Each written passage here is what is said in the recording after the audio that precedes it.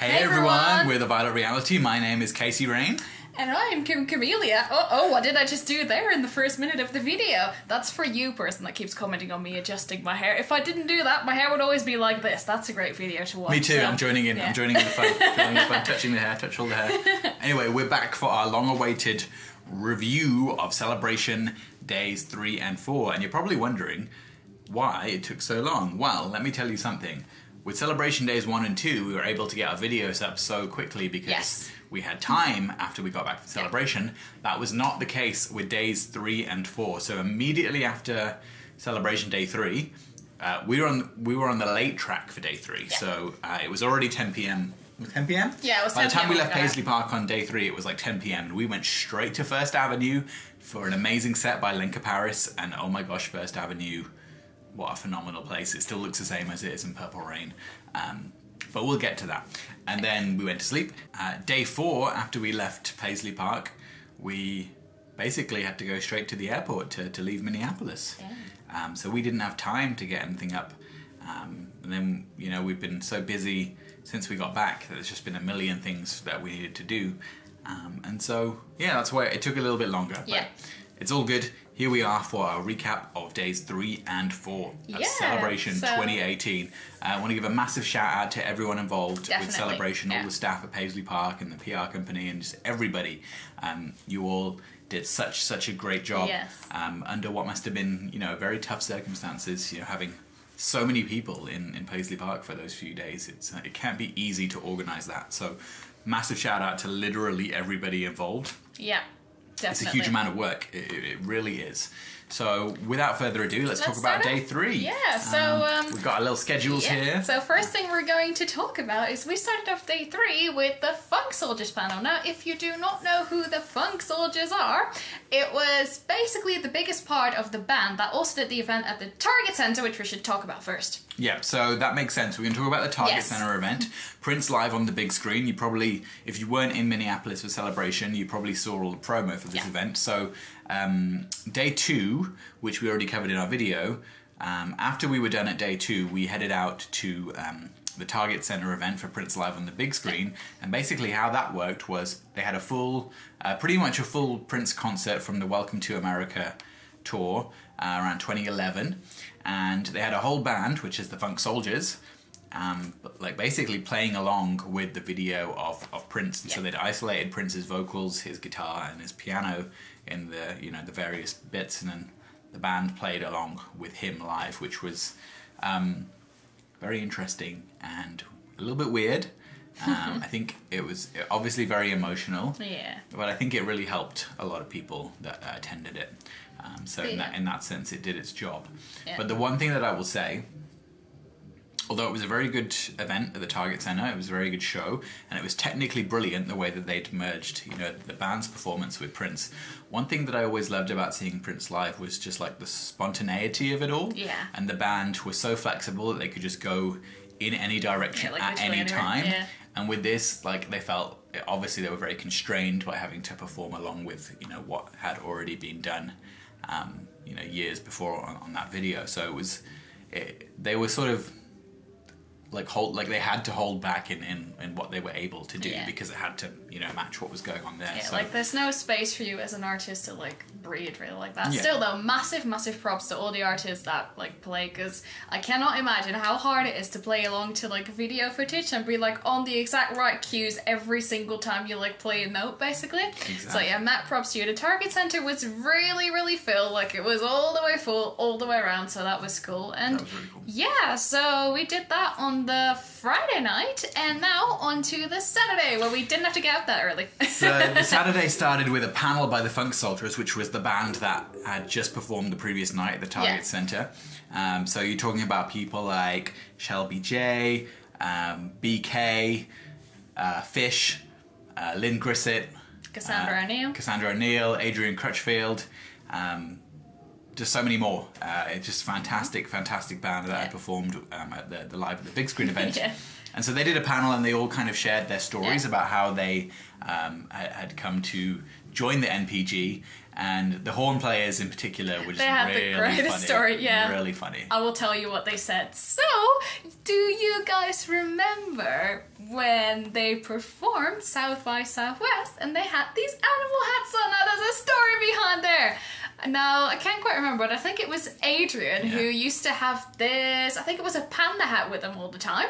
And that was kind of like his spirit animal hat to like bring him luck and all that kind of stuff. And then he said that, I can't quite remember.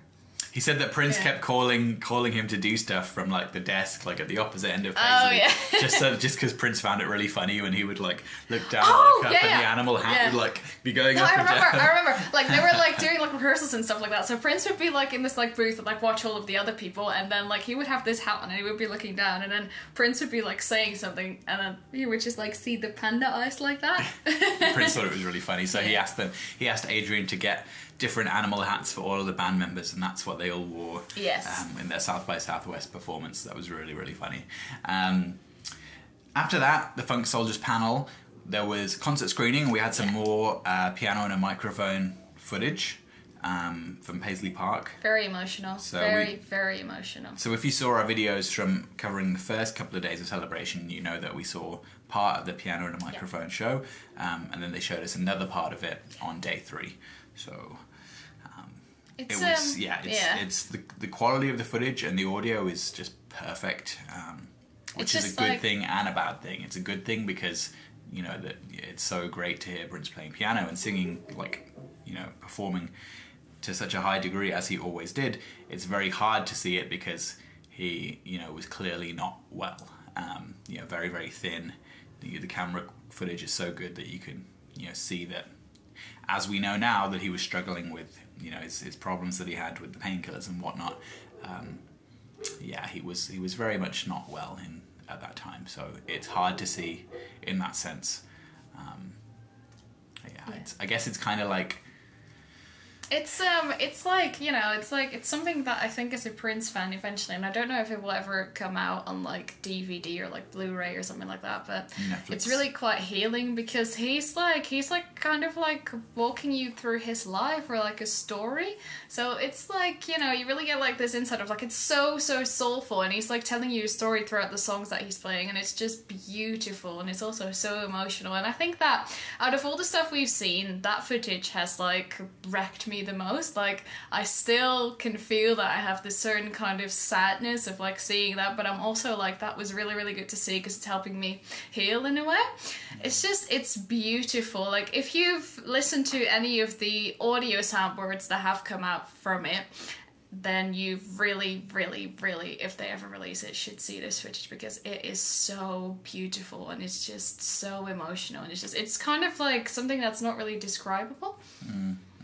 Yeah, so that was really emotional. And then after that, on the Thursday, we had...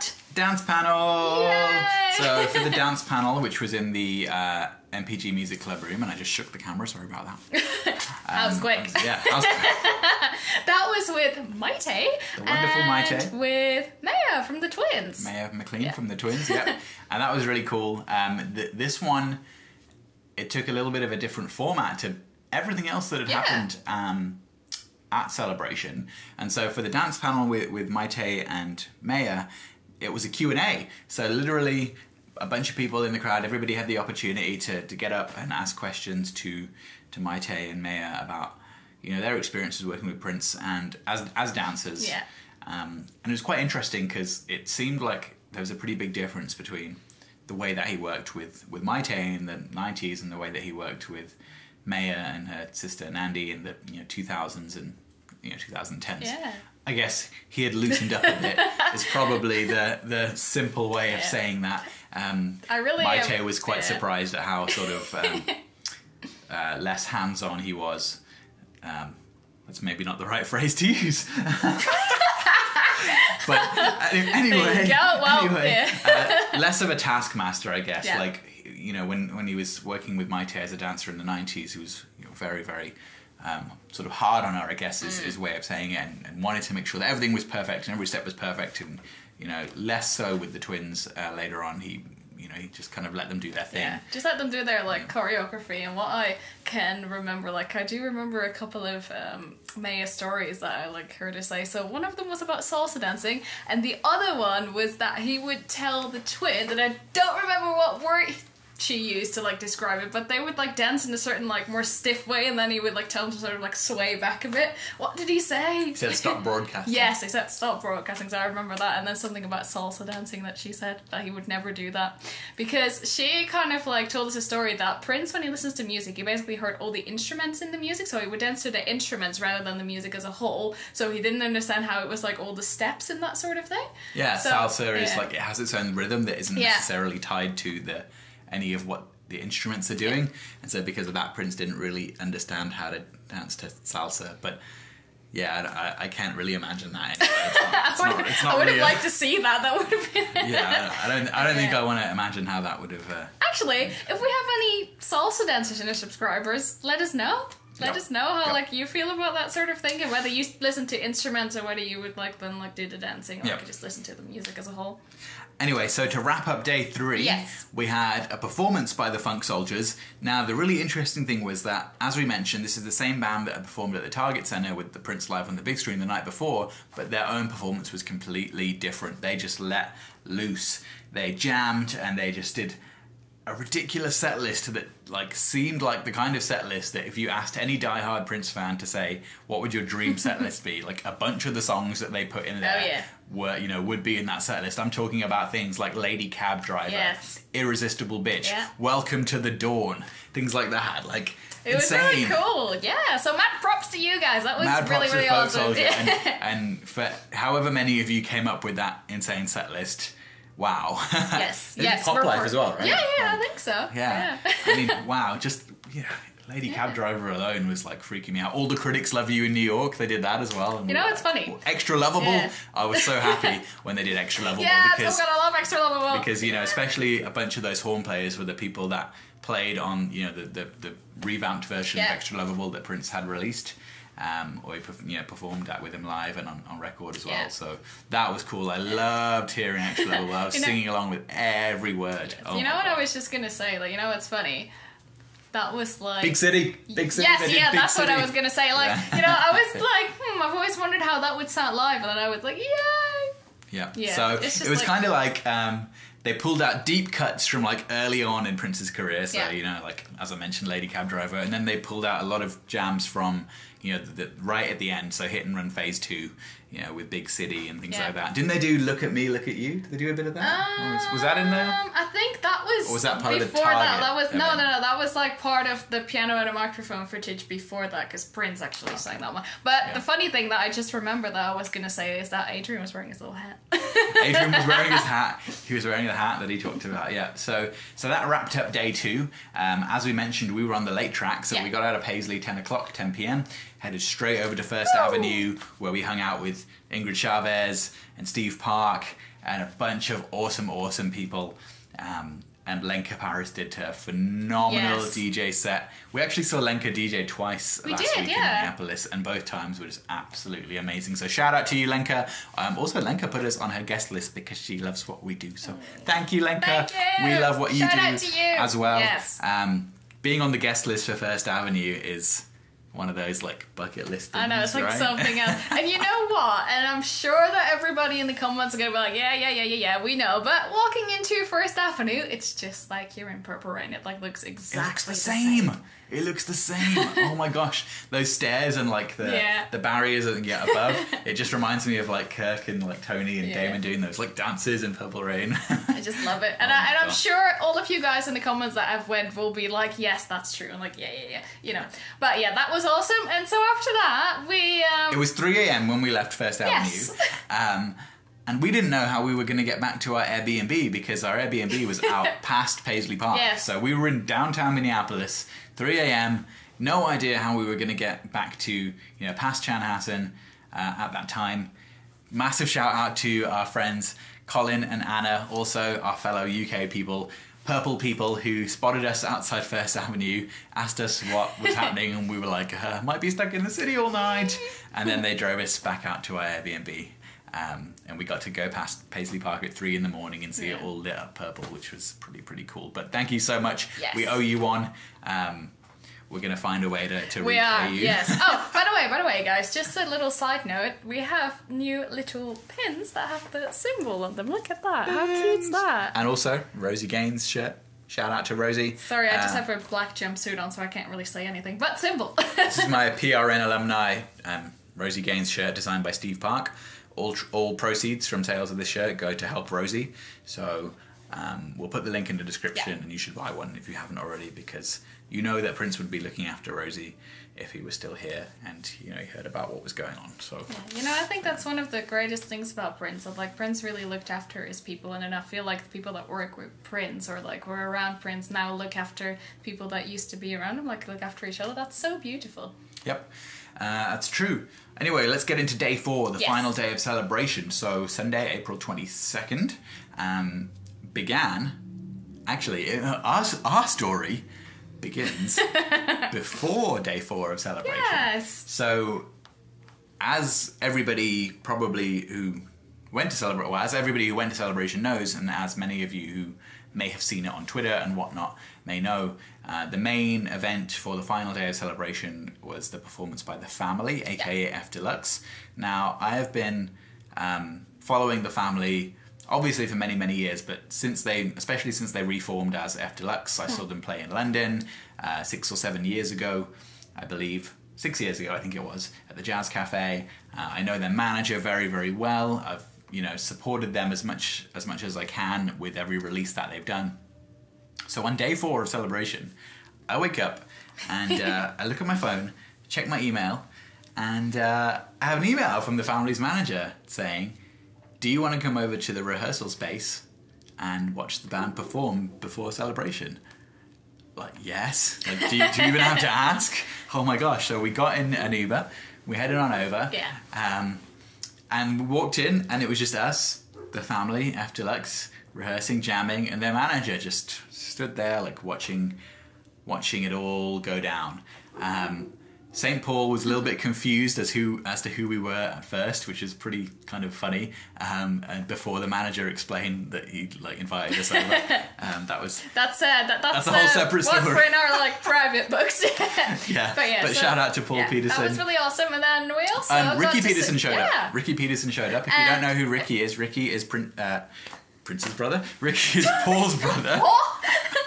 Ricky Peterson is St. Paul Peterson's brother, and if you don't know what his connection to Prince is, Ricky actually co-produced The Most Beautiful Girl in the World and Let It Go from the Come album, and a bunch of stuff around that time, around Come Gold Experience era.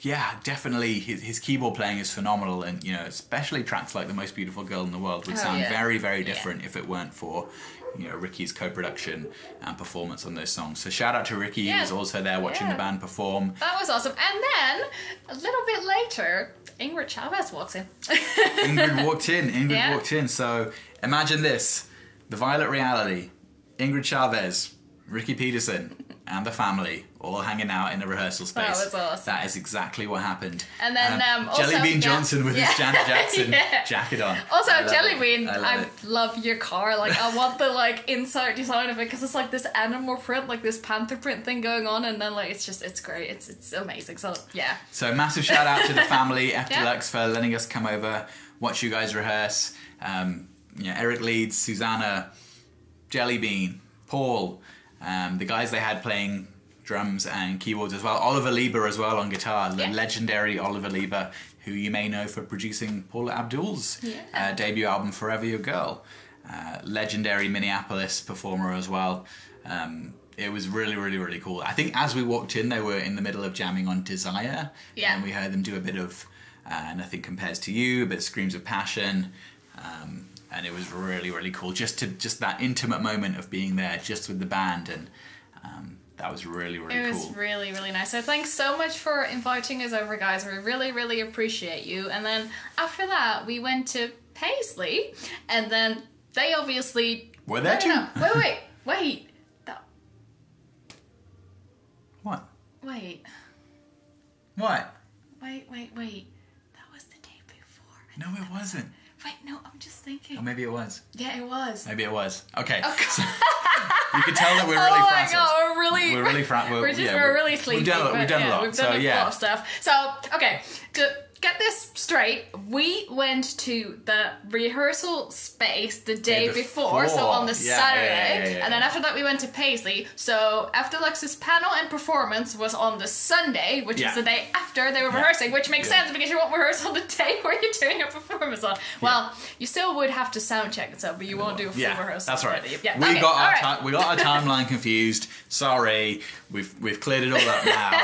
You know, there was a lot going on. What can I say? We were like in this like purple like heaven basically. There was just so much stuff going on. So just to clarify, the Afterlux rehearsal, the late night panel at Paisley with the Funk Soldiers, and then going to First Avenue was all in the same day. Yes. on the actual 21st. So, you know, shout out to everybody doing everything on that day for to mark the 2-year anniversary. Yeah.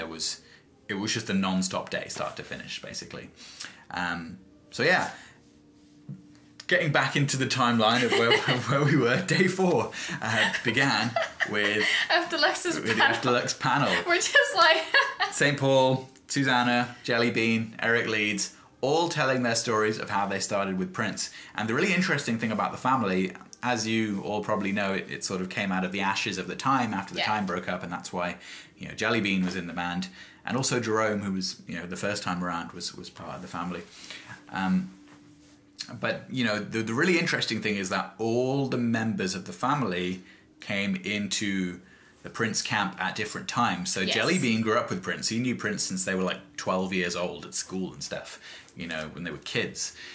Susanna obviously came into the picture when Wendy and Lisa in the Revolution. Obviously, she's Wendy's twin sister.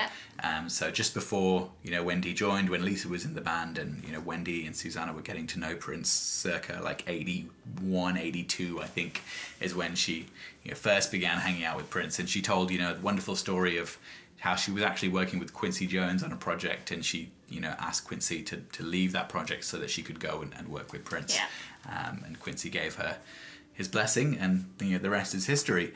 Eric Leeds came into the band, Purple Rain tour. Mm-hmm. His brother Alan Leeds was obviously, working very heavily with Prince on the sort of management and operations side at that time. Would work closely with Prince for very, very many years. So that's when Eric came in. Yeah. And Paul came in during... Paul was actually in the Time as Jimmy Jam's replacement. So Paul, if you didn't know, Paul is actually in Purple Rain, playing keyboards with the Time. You do see him in a couple of scenes, the famous scene when they walk past the Revolution's dressing room and say, "How's the family?" That scene, you do see Paul in that. You see him on stage in the Jungle Love and the Bird performances. Yeah. You see him on the cover of the Ice Cream Castle album. But a lot of people forget that Paul was in the Time.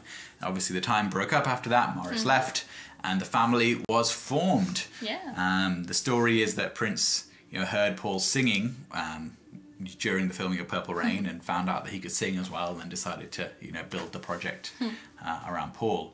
And it didn't last very long, because then Paul left to take a solo deal because, Prince was not really paying attention to the family because he was out, shooting under the cherry moon and doing a million other things. You know what? I could totally sort of understand that, because you're young, you want to get somewhere in the music industry, you have all of these opportunities to grab, and you're like, okay, if that person's not paying attention to me, I'll go here. Yep. So yeah. I get it. I totally get it. I don't think anyone really blames Paul for leaving. And his debut album that he did in particular was phenomenal. Rich Man and Intimacy and all those great jams.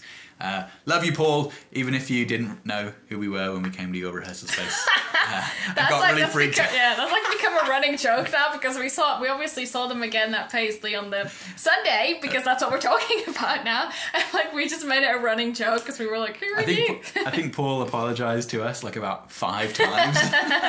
Yeah, but it's been great. It's funny. After their panel, we went to go on the tour. Yep. So finally we got the tour around Paisley Park. Not really too much that we can say that hasn't been said. Obviously, people have been taking the Paisley Park tour for, you know, what, a year and a half now, or however long it's been since the museum opened, and it's not really changed much in that time. You know, see the various rooms, the Love Sexy room and Sign of the Times room and all that stuff, and the atrium and, you know, studio space and office space and things like that. You know, the tour has been covered on hundreds of occasions. So there's not really too much that we can say about that, other than that it was, you know, very humbling and you know, inspiring and healing. I absolutely love the art that's in Paisley Park, where you've got Prince in the middle, and then you've got like all of his influences on one side, and then everybody that he influenced on the other side, which is really, really great. It's such a nice piece of art. And we saw the Lindrum. The legendary Lindrum and Oberheim synth, amazing. And so after we did the tour, then it was time for After Lux's performance. And wow, as we already knew since we'd seen them rehearse, they absolutely tore the roof off Paisley Park, doing everything that you would want to hear from them. You know, probably one of the best, you know, versions of Nothing Compares to You, the live version that they do. They really knock it out of, you know, the park. Literally knock it out of the park. That was a good choice of phrase by me there. I'll take credit for that. It was so gorgeous. Amazing. Like, just wow. And screams of passion, desire, and of course, Mutiny. My personal favourite, Mutiny. I can never get enough of hearing that song. Love it. That's my favourite song by the family, After Lux, and a bunch of songs that they've done since, you know, they've reformed as After Lux. So from their Gaslight album, the title track, At 8, that's another great one. Drummers and Healers. They have so many great songs, you know, both from their first time around and, you know, since they reformed. They deliver a killer set. Just phenomenal. If you get a chance to see the family After Lux perform anywhere, then definitely take that chance. You will not regret it. Nope. You know, I mean, Eric leads alone playing horn. It's just such an instantly recognisable horn tone. It sounds just like, you know, when you're listening to it on like your headphones or like on your speakers and like anything that Eric is on. It's like you play just like you play in the studio. How do you do that? Legend. That's why they're all legends. I know. Yeah, and the other cool thing about the family and After Lux is that when you see them live, Jellybean is playing guitar for, you know, almost all of the set. He does move over to drums for a little bit. But unlike when you see him perform with Morris Day and The Time in their touring incarnation, where he's always, you know, on the drums, you know, when you see him with After Lux, he's on guitar. Very talented man, Jellybean Johnson. It's really cool to be able to play multiple instruments. That's such a gift. It's really, really, really cool. Yeah, so shout out to the family, After Lux, all the members, and their manager Neil. Thanks so much. That wrapped up day 4 and the final day of celebration. We went outside to the front of Paisley where the memorial wall is, and we were interviewed for the official, you know, video that they're making for Celebration 2018. I don't know if they're going to use it or not. Maybe it'll end up on their website or something. But we were in it, so they maybe did like a whole bunch of them. So you probably, like, if you were there, you like spoke to them. Maybe you get to see your face on the Paisley Park website in like a few weeks or a few months from now. And so I just want to give my sincerest thank you to everyone at Paisley Park for inviting us over and giving us this, like, you know, gift to like experience all of this and just be there and report and like see all of it up close. And it's just like, it's been really, really, really emotional and really, really, really healing and really good for us to just be there. And we bought a ton of merch too. Yes, as we always do. Including the replicas of the Love Sexy shirts and the Parade Tour shirts. That we showed you the Love Sexy one, I think. I don't know if we showed you the Parade one. We showed you the Love Sexy and the Parade one because we did a little game. We made people comments. Yeah, we did. That's right. You saw those already. I want to give a massive shout out to all the staff at Paisley Park. I don't know all of your names, but there were so many helpful people. Terry was really helpful. Chad was really helpful. Brooke at the shop. Hey, Brooke. Of course, Julie from PR. Thank you so much, Julie, for helping us with everything. We didn't see Angie, who we interviewed before, but I'm sure she was around. Joel, we saw Joel. Shout out to Joel. Just so many cool people involved in Paisley.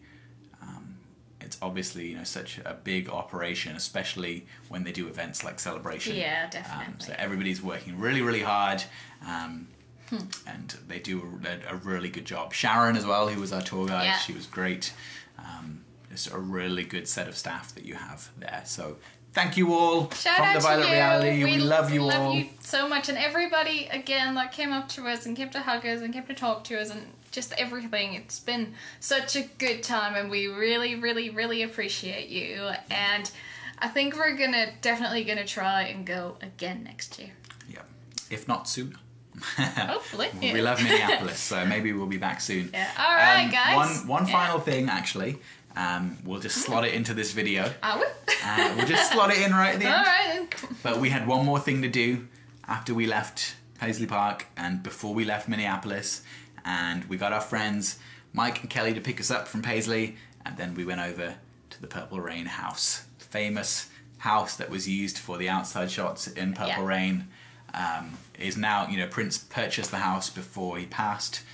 Obviously has now become a shrine to him. There's like stickers and clippings and, you know, pictures of him all over, and you can pretty much show up there at any time, and there's probably going to be a few purple people hanging out outside taking photos like we did. Just a really, really cool thing to see. If you go to Minneapolis on a sort of Prince pilgrimage, as it were, then the Purple Rain House is definitely one of those places you have to go to, along with, you know, First Avenue and obviously Paisley Park and so many places. So that was really, really cool. If you want to see the photos that we took outside the Purple Rain House, check out instagram.com/Casey Rain. Did you put one on your Instagram? No, I just posted it. I'm like way behind with my Instagram. I'll just link to so we posted it. Or like look on our Facebook, it's there as well, and all that kind of stuff. So yeah, massive shout out to Paisley. That was the report of day 3 and day 4, the final day of Celebration 2018 from us, and we really, really enjoyed being there. And as for like something that we should say in this video as well, we love you, Prince, and we miss you so, so, so much. Yeah, Thanks for making all of this possible. Yep. Paisley Park is definitely in your heart, in my heart, in Kim's heart. In all of our hearts. And long may that continue. Yes. So, alright guys, that is our review of Celebration 2018. Once again, thank you to everybody that we met, everybody everywhere in Minneapolis. What an insane week. It's been crazy. It's been a week full of purple love. It's just been great. We are the Violet Reality. I'm Casey Rain. I'm Kim Camellia. Don't forget to subscribe, and we'll catch you next time. Bye. Peace. And be wild.